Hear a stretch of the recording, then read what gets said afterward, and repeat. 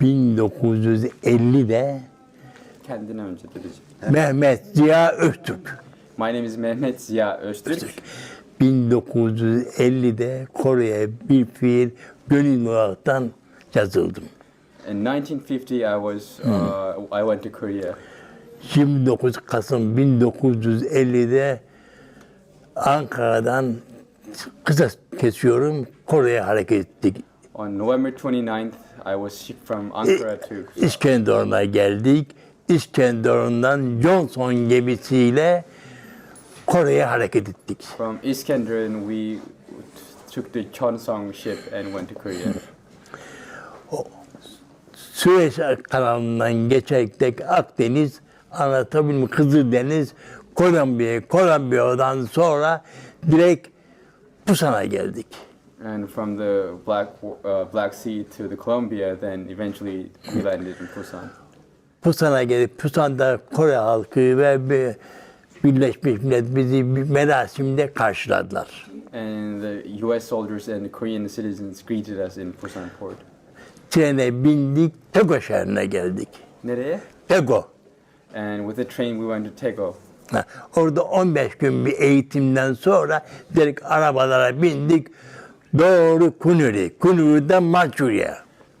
First 15 days of training in Taego, they went to Kuniri. Mançurya'ya geldikten sonra bir emir geldi ki Çin kuvvetleri 300 bin kişi bizi etrafımızı sarmış. And once they reached nereye vardınız da? Kunuri.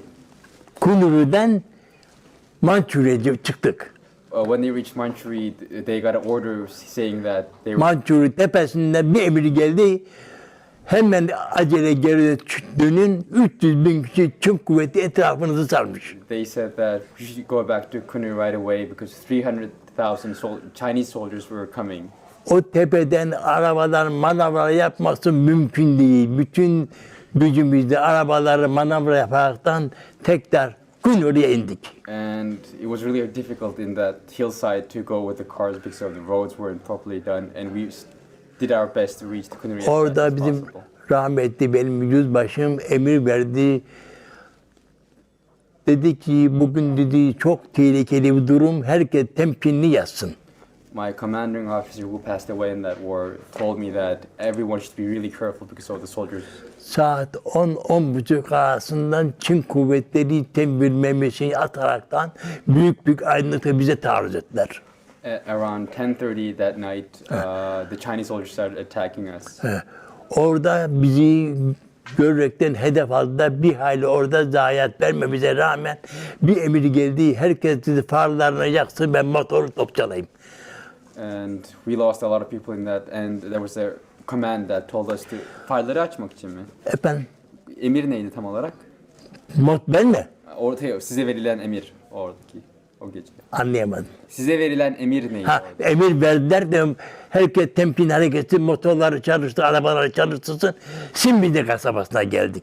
And the command was for all of them to go to a different town Orada as fast as possible. bir hayli arkadaşlarımız gece baskında maalesef kaybetmemize rağmen bu da piyadelerimiz bu defa süngüyle muharebeye girmiş ve toplarımız bu defa görerek de düşman hizmetine bombardıman yapmaya başladı. Görerek. And even though we saw a lot of our friends die that day, we had the command to shoot our bombs towards them as fast Orada as possible. düşman hizmeti anlatabiliyor mu? Toplarımız ateş etmesiyle havada uçmaya başladı cesetler. Çinlerin. And they were shooting their bombs, mortars towards the enemy soldiers, and they were receiving the same kind of treatment. And he saw bodies flying around in that time. Şimdi de kasabasında sabah kadar kaldık orada. Amerikalılar bizi yavaşça piyadeler gelerekten emir geldi, sağınızda ateş etmeyin, Amerikan piyadeleri geliyor. Amerikan piyadeleri geldi ve sabah oldu, Amerikan uçakları geldi. Biz de çemberdeyiz. Ve devamlı mücadele yapıyoruz. Evet. Devamlı mücadele yapıyoruz. Kan gövdeyi götürüyoruz. Piyadeler süngüyle mücadele toplar, görerek ateş ediyor. And we fought till the morning, and we received the command saying that U.S. soldiers were coming to support us, and we saw the U.S. planes, and we kept on fighting through the entire night and also in the morning.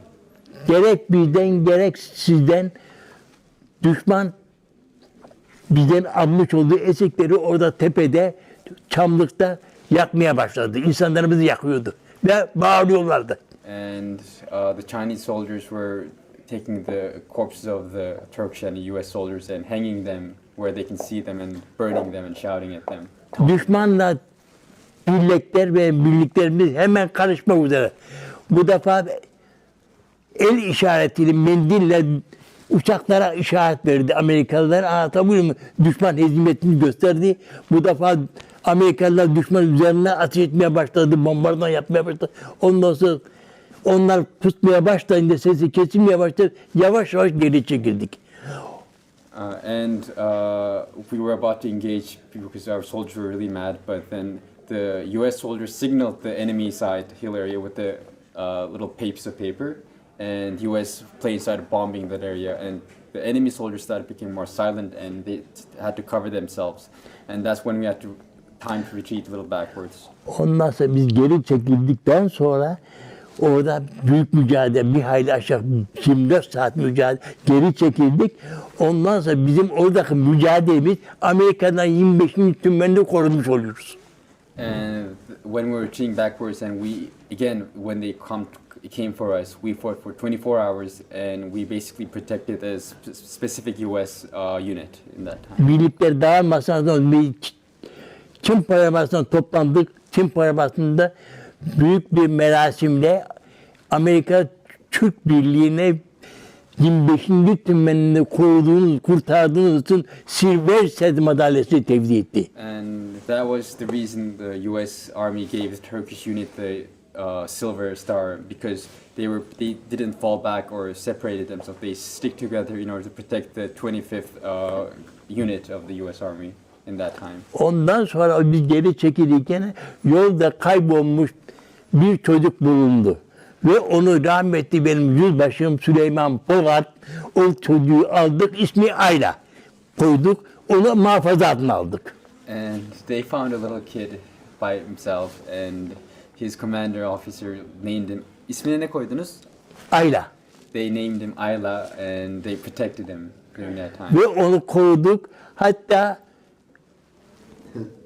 biz gelirken, bir sene sonra gelirken tekrar bir arkadaşa verdik. Onun ismi de Süleyman'mış. Anlatabiliyor muyum? O arkadaş onu muhafaza etmiş. Bundan bir ay, 1,5 ay evvel Ayla geldi, onunla tanıştık. And after a year where he had to leave, another soldier called Süleyman took care of the little kid in that time.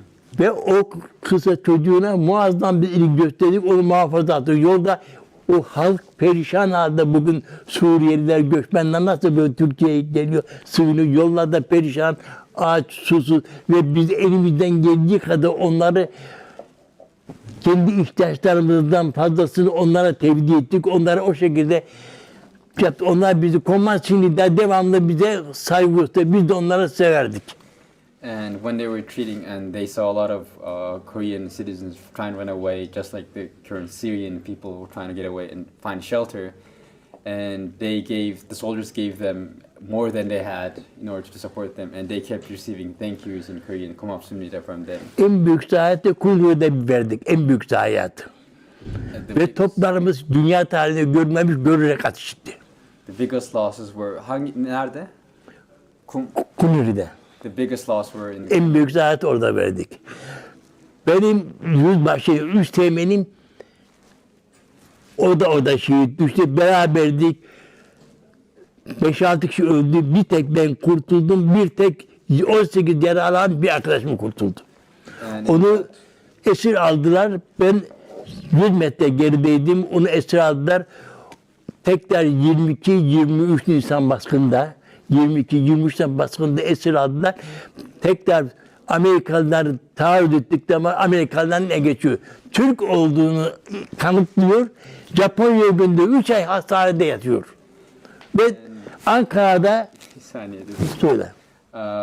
In one of the battles, all my unit died, including my commanding officer in that battle. But I was able to get away. I was 100 meters behind one of my friends who was caught in that fight, and he was captured. And after that ambush, the U.S. soldiers attacked the next battle and found out that he was a Turkish soldier, and they sent him to Japan to get treated for 3 months in that hospital. O Rifat Gülmez'de 56-57 senesinde görüşüyorduk. Anlatabiliyor Ankara'da. Ben İstanbul'a geldikten sonra adresi vardı, kaybettim. Anlatabiliyor görüşemedik. O da sağ bir o kurtuldu, ben kurtuldum.